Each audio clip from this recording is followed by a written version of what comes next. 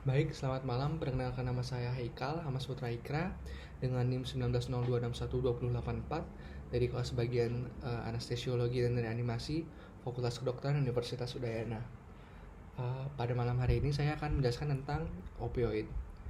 Opioid sendiri merupakan salah satu jenis obat yang sering digunakan dalam bidang anestesiologi.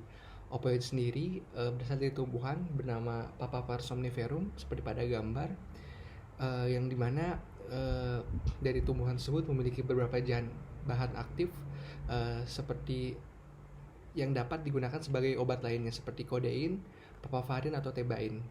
Nah, untuk opioid sendiri terdiri menjadi dua. Yang pertama ada dari golongan sintetik. Jadi pada golongan sintetik sendiri tidak menggunakan alkaloid opiat alami sama sekali. Dan juga opioid golongan semisintetik yang merupakan hasil modifikasi struktur kimia dari alkaloid opiat alami. Kemudian bagaimana mekanisme kerja dari opioid dalam menghambat rasa nyeri? Nah, untuk opioid sendiri dia terdapat beberapa interaksi. Yang pertama, interaksi opioid dengan susunan saraf pusat, susunan reseptor G protein coupled yang dimana dapat menghentikan pembukaan kanal ion kalsium pada nukleus tractus solitarius dan juga kanal kalsium pada ganglion radix dorsalis, sehingga rangsang impuls tidak dapat disampaikan. Selain itu juga interaksi dengan reseptor G protein coupled juga dapat menghambat adenyl siklase yang berdampak pada penurunan proses sintesis CAMP, sehingga penurunan dari neurotransmitter seperti glutamat, serotonin, norepinefrin dan asetilkolin.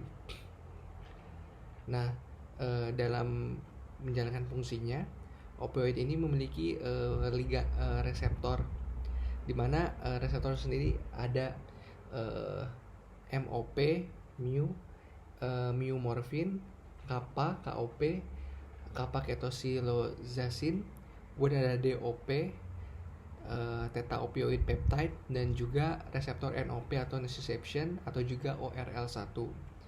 Nah, jadi interaksi dengan reseptor ini dapat menimbulkan interaksi primer, seperti misalnya pada tabel dapat dilihat bahwa obat morfin, pentanil, anfentamil, remifentanil ini dapat menimbulkan hasil interaksi primer berupa depresi sentral. Yang efek klinisnya dapat seperti analgesia, depresi pernapasan, bradikardi, hipotermi hingga miosis. Nah, sedangkan pada kappa dan theta juga interaksi obat-obatan seperti nalbuphine dan dioenkapalin juga dapat menimbulkan hasil interaksi primer yang berbeda seperti sedasi dan juga analgesia. Nah, jadi reseptor dari mu, kappa, theta ataupun NOP ini terdapat pada seluruh bagian tubuh seperti area periaqueductal, lobus cerebrospinous dan juga rostral ventromedulla. Nah, jadi interaksi dengan reseptor ini dia berbeda-beda. Ada yang pertama ada interaksi agonis. Interaksi agonis ini di mana interaksi antara reseptor dengan obat yang diberikan ini memberikan efek yang maksimal pada reseptor tersebut. Jadi misalnya pemberian obat morfin ini menghasilkan efek analgesia yang maksimal agonis. Selanjutnya juga ada antagonis. Nah, antagonis ini dia ini dapat mencegah ikatan agonis dengan reseptor. Jadi biasanya seperti obat, salah satunya adalah naloxone. Sehingga misalnya penggunaan naloxone ini dapat digunakan pada pasien dengan yang mengalami over use dari opioid karena sifatnya yang antagonis. Sehingga pada reseptor yang sudah diduduki oleh naloxone itu tidak dapat diduduki kembali oleh opioid. Selanjutnya adalah interaksi agonis-antagonis. Agonis-antagonis adalah efek agonis pada reseptor tersebut dan efek antagonis yang bersamaan. Jadi sehingga dapat menimbulkan yang disebut dengan saline effect. Saline effect ini di mana penambahan dosis obat hingga konsentrasi tertentu itu tidak dapat memberikan efek yang diharapkan, tetapi justru memperbesar risiko efek samping obat tersebut karena pada obat ini akan menunjukkan efek agonis dan antagonis secara bersamaan. Misalnya ada agonis parsial, yaitu tidak memberikan efek maksimal karena dia parsial, jadi tidak sekuat agonis. Nah, berikut pada tabel dapat dilihat jenis reseptor dan obat yang dapat berikatan agonis seperti morfin, turunannya meperidin, subentanil, fentanil, anfentanil ini memberikan ikatan agonis dengan reseptornya. Sedangkan antagonis itu naloxon dan naltrexone yang memang dapat sebagai obat yang digunakan untuk menghambat aktivitas dari opioid.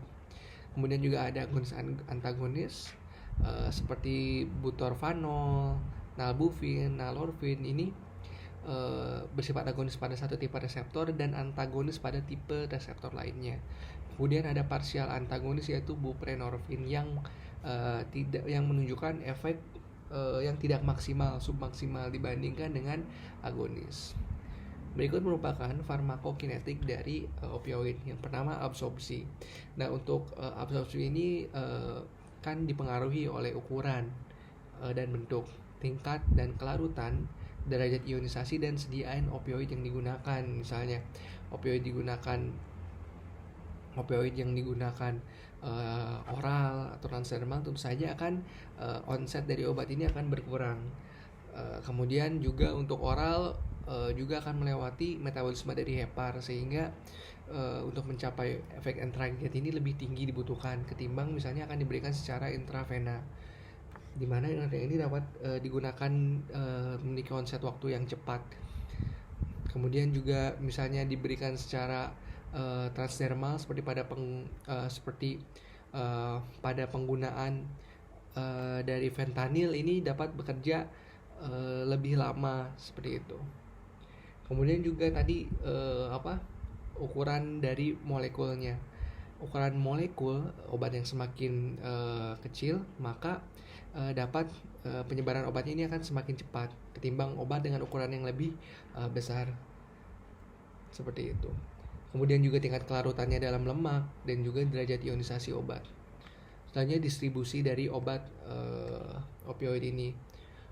Opioid ini memiliki dua fase distribusi. Yang pertama fase awal, yang dimana terdistribusi pada jaringan atau sistem organ yang memiliki perfusi tinggi, seperti pada kardiak, pada hepar, atau juga pada renal. Kemudian ada fase lanjutan, yang dimana terdistribusi pada jaringan atau sistem organ dengan perfusi rendah, seperti otak, lemak, ataupun kulit. Nah, akan tetapi distribusi obat ini juga tidak dipengaruhi oleh perfusinya saja, tapi dipengaruhi oleh jumlah atau juga luas permukaan dari organ ini. Seperti misalnya pada otot ludik. Otot ludik sendiri memiliki bukan jaringan yang memiliki perfusi tinggi, akan tetapi dengan volume dan luas permukaan yang luas pada tubuh, dia dapat mendapat distribusi yang tinggi dari obat opioid ini. Selanjutnya untuk metabolisme. Untuk obat opioid ini di metabolisme di hepar dengan menggunakan UGT, uridin 5 fosfat glucuronil transferase, P450, CYP3AP dan PYP2D6, di mana bisa dilihat pada gambar ini ada CYP3A4, CYP2D6 dan juga UGT, sehingga opioid ini akan dikonjugasi oleh protein tersebut menjadi metabolit yang lebih polar. Nah, selanjutnya juga metabolit ini akan diekskresikan melalui ginjal, sehingga pada pasien dengan gangguan pada hepar dan juga pasien gagal ginjal misalnya, maka jumlah opioid yang bersirkulasi di dalam darah akan lebih lama, sehingga diperlukan penyesuaian dosis dari opioid. Opioid ini perlu diberikan dalam dosis rendah pada pasien dengan gangguan misalnya gagal ginjal atau juga dengan pada hepar yang tidak berfungsi dengan baik. Berikut merupakan tabel farmakokinamik dan farmakokinetik dari opioid, seperti bioavailabilitasnya dalam gastrointestinal, kemudian ekskresinya dan clearance-nya, seperti itu.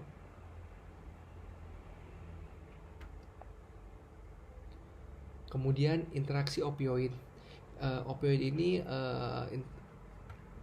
dapat berinteraksi pertama dengan barbiturat. Opioid ini jika diinteraksikan dengan dengan barbiturat ini dapat memberikan efek potensiasi, di mana dapat menyebabkan hipotensi yang signifikan karena vasodilatasi, kemudian volume pengisian jantung yang menurun, kemudian depresi otot jantung hingga penurunan otot saraf simpatetik. Kemudian opioid dan benzodiazepin juga dapat menyebabkan penurunan tekanan darah dan penurunan indeks dari kardiak. Selanjutnya, terhadap obat anestesik inhalasi lainnya, opioid sendiri belum ditemukan efek potensiasi atau sinergistik seperti pada N2O. Dia tidak menimbulkan efek sinergistik ataupun aditif seperti itu, tapi dia dapat meningkatkan efek amnesia serta analgesia selama intrabedah, walaupun tidak signifikan. Biasanya tujuan dari menggabungkan opioid dan juga inhalasi ini untuk mencapai amnesia dan hemodinamik yang lebih stabil. Biasanya digunakan pada pasien dengan operasi jantung. Kemudian apa efek samping dari opioid? Yang pertama adalah efek samping dari hipnotik karena pengaruh dari aktivitas antikolinergiknya, sehingga memang semakin besar dosis opioid yang diberikan, maka sedatif dan hipnotiknya semakin besar seperti itu, sehingga pada penggunaan anestesi biasanya opioid ini tidak digunakan tunggal dalam obat untuk menghilangkan nyeri, tetapi biasanya digunakan dengan obat anti nyeri lainnya seperti paracetamol 1000 mg. Diberikan juga pasiennya misalnya dengan sudah diberikan kateter epidural, ditambahkan lagi dan juga dicampur dengan opioid seperti itu. Selanjutnya ada dia dapat menyebabkan depresi nafas, kemudian dapat menyebabkan efek pada pupil jadi lebih miosis, sehingga pada pasien yang dilakukan pada saat operasi diberikan opioid dan juga diberikan propofol, maka pasien sendiri normalnya pasien pada derajat kedalaman 3 plana 3 akan menunjukkan mata yang midriasis dan dia tidak ada gerakannya involuntar, tetapi karena pemberian opioid maka mata pasien akan mengalami miosis dan tetap pada tidak bergerak seperti itu, sehingga opioid ini dapat lebih mengaburkan tanda-tanda anestesi obat yang dicapai seperti itu. Selanjutnya, opioid juga dapat menyebabkan kaku otot, terutama opioid seperti pentanil dan supentanil. Nah, kaku otot ini sebenarnya dapat membahayakan proses ventilasi. Kenapa? Karena dengan peningkatan tonus otot faring-laring ini dan abdomen ini dapat menyebabkan compliance dari dinding dada menurun, sehingga ventilasi pasien sulit. Jadi pasiennya bisa hipoksia, sehingga makanya pada penggunaan pentanil atau sulfentanil ini perlu dikombinasikan. Jadi kembali lagi digunakan obat tersebut untuk mencapai efeknya tanpa dengan meminimalisasi efek sampingnya. Kemudian juga dapat menstimulasi mual muntah karena opioid ini dapat menstimulasi chemoreceptor trigger zone pada postrema di dasar dari ventricle 4 pada otak. Kemudian juga dapat menyebabkan gangguan pada kardiovaskuler. Karena dari opioid ini inotropik positif maupun negatif, nanti tergantung obat dan dosis yang diberikan. Nah, kemudian pada pasien yang toleransi terhadap opioid ini akan memerlukan penyesuaian dosis yang lebih tinggi untuk mencapai efek analgesia yang diharapkan.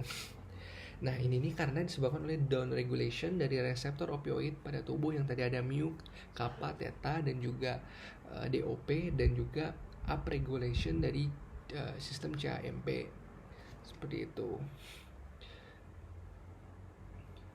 Biasanya ini ketergantungan fisik itu dimulai setelah pemakaian kurang lebih 25 hari pada pasien atau pasien dengan mendapat opioid dengan dosis yang lebih besar. Nah, salah satu gejala dari withdrawal opioid ini biasanya yang muncul adalah pasien merasakan kram perut, mual muntah, diare, koriza, keringat dingin, bahkan hingga mengalami insomnia. Nah, Untuk farmakodinamik opioid sendiri, opioid ini mempengaruhi sistem saraf pusat dengan menurunkan cerebral blood perfusion flow, dan juga intracranial pressure dengan menurunkan tensi pasien. Kemudian juga sedasi, euforia, halusinasi, menurunkan ambang kejang, dan juga frekuensi EEG-nya juga diturunkan. Kemudian pada respirasi dia dapat mempengaruhi medula pada langsung sehingga respon ventilasi terhadap adanya hiperkarbi dan hipoksia menurun seperti itu, sehingga pasien lebih mudah mengalami hipoksia karena respon dari ventilasinya menurun, dan juga biasanya refleks batuknya hilang. Kemudian juga ada bronkospasme biasanya karena adanya histamin diri seperti pada pemberian morfin. Kemudian kardiovaskular sendiri dia menurunkan heart rate. Kemudian gastrointestinal menstimulasi muntah karena tadi pada medula pada basal dari ventricle 4 dapat menstimulasi dari CTZ dan area vestibular. Kemudian juga menurunkan peristaltik pada perut sehingga menyebabkan kembung. Kemudian pada urogenital dia menyebabkan spasme dari ureter dan bladder sphincter. Kemudian juga dari muskuloskeletal dapat menyebabkan muscle rigidity yang dapat mengganggu ventilasi pada pasien. Hipotermia, miosis juga dapat terjadi. Dan juga pada kehamilan di mana dapat menyebabkan depresi napas pada neonatus karena opioid ini dapat menembus sawar plasenta. Jadi biasanya ibu dengan yang sudah memiliki yang sedang mengandung kira-kira 9 bulan dan mungkin misalnya ingin diterminasi, maka opioid ini tidak disarankan karena dapat menyebabkan depresi napas pada bayi yang baru lahir. Baik, mungkin sekian dari saya terkait dengan opioid. Saya tutup dengan para Mas Santi. Om Santi Santi Santi Om. Wassalamualaikum warahmatullahi wabarakatuh.